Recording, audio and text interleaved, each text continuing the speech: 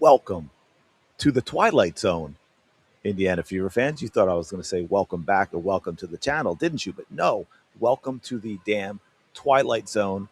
Thanks to the Indiana Fever. I'm not sure where to even go with this, but we're going to give it a shot. Uncensored and unafraid. Thank you for being here. Appreciate all your support. Like, comment, subscribe, hype notification bell. Oh, it's been one of those days. But as you can see here, Indiana Fever, we have signed guard. Let me emphasize that.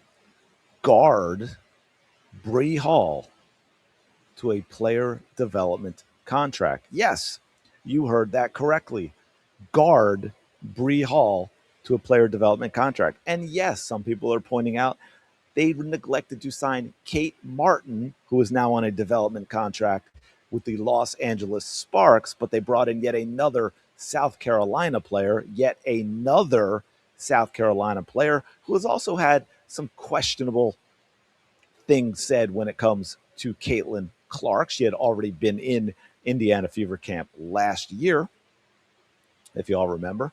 So, kind of an interesting signing out of nowhere. But more importantly, setting that stuff aside, setting aside the Kate Martin stuff, setting aside the Caitlin Clark stuff, what the hell are we doing signing yet another guard to the Indiana Fever? This is, I swear, it's almost like the point where they're doing this because of the fans, right? Like they hate the fans so much that, hey, you know what? We're going to destroy our entire franchise just to spite you. That is how it is starting to feel, because let's take a look at this.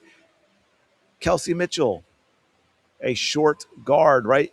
Misha Hines Allen, by the way, a power forward, played in front and, for started for Monique Billings because of Monique being hurt. Monique, new to being starter this year, but again, only 6'2" at the power forward spot. Raven Johnson, a 5'8" guard. Aaliyah Boston, 6'5" at center. The only center we have.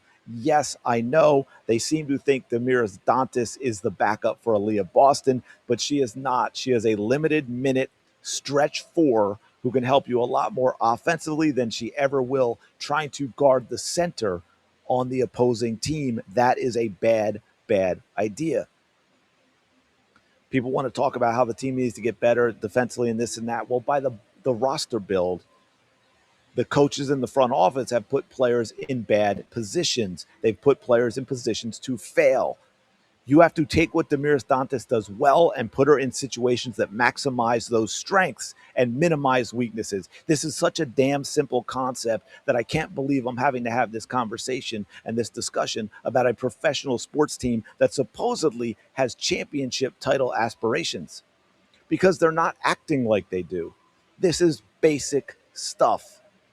Sophie Cunningham, 6'1". Now, here's the other thing, too, when I talk about the bigs and how the lacking. Sophie Cunningham is playing small forward, but she is a guard. Lexi Hull is playing small forward, but she is a guard. That does not mean we're going to include them on the bigs side of the roster, because they aren't. And then again, Damiris Dantas, you heard everything I just said. Justine Bassat is on the development contract, so she's not playing. Michaela Timpson, a forward center, again, though only 6'2", the player who I think may eventually, if Stephanie White does the right thing in this particular case, become the starter at power forward.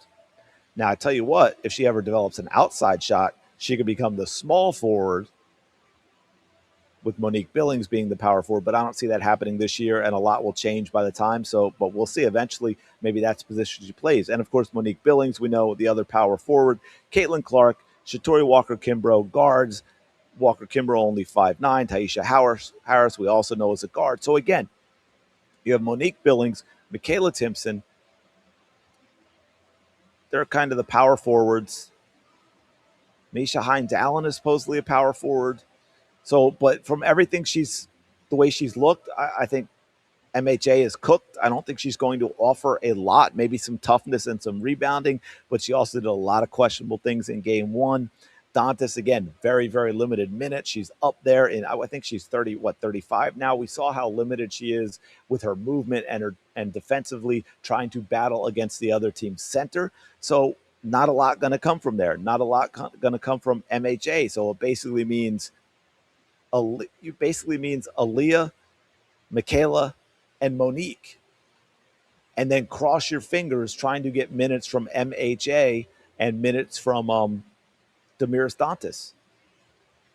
I I don't understand what it is that we are doing with this signing. It doesn't make any sense to me. And again, because I saw someone when I was scrolling through in the comments about how bad the fans are and settle down because Bree Hall's tagged in this. So I'll say this: everything I'm saying right now is not a criticism of Bree Hall. Just like when I talked about the drafting of Raven Johnson. I mean, it wasn't a good look, the timing of her still being upset about 3 years ago, but it wasn't about that. It is about the fit for the roster, right? Bree Hall may very well deserve a spot in the WNBA on the development contract or actually making an active roster. But the Fever, as constructed right now, they're not that team. It doesn't make any sense. I mean, I guess if you want to start getting into the tinfoil stuff, that maybe we already know that Caitlin Clark is cooked, that she's a huge question mark because there's an injury that we don't know about that is like cross your fingers type of thing. Hey, maybe she can manage it and play with it. Maybe it gets so bad that that's going to end her season. It's kind of given Larry Bird vibes in that respect at the end of his career, where his career really got cut short and he wasn't quite as productive there at the end because of a really, really bad back injury that just simply would not go away. Let's hope that's not the case here. But yeah, as is expected, I think in these cases at this point, or as should be anyway, a lot of people are not too happy. Whitlack just called the WNBA the sports version of Fire Festival. Hilarious. Oh, hey, thank you, by the way. Tag me in that. I got to check that out. Are you people afraid to get a big? No, and this is what I said: nothing against tall, but a guard is not going to solve your problems. Again, you need a big. Never mind. Another guard. I guess they didn't see that they got out rebounded. Yeah, it's just some wild stuff. Love Bree Hall, but for all that, we could have got Kate. Yeah, that's true as well. I thought they were going to say we need a big, but yeah, WTF, you signed another guard to the same contract the Sparks gave to Kate Martin. Are you kidding? Another guard. There seems to be a theme from the basketball fans that the Indiana Fever front office, and maybe Stephanie White's involved as well, don't quite seem to grasp. Fever FO has the option of hiring someone who would make Cece more comfortable, but you chose to feed the clan that hates Cece, and you've done this several times already. It can't be a coincidence. Fever don't deserve Cece free Cece. Yes, that is very well said, and I like that they threw the word clan in there, throw it back in their face. So shout out to I don't know, Poppy, Pappy. I'm gonna go Poppy. I'm gonna go Poppy. I like that better.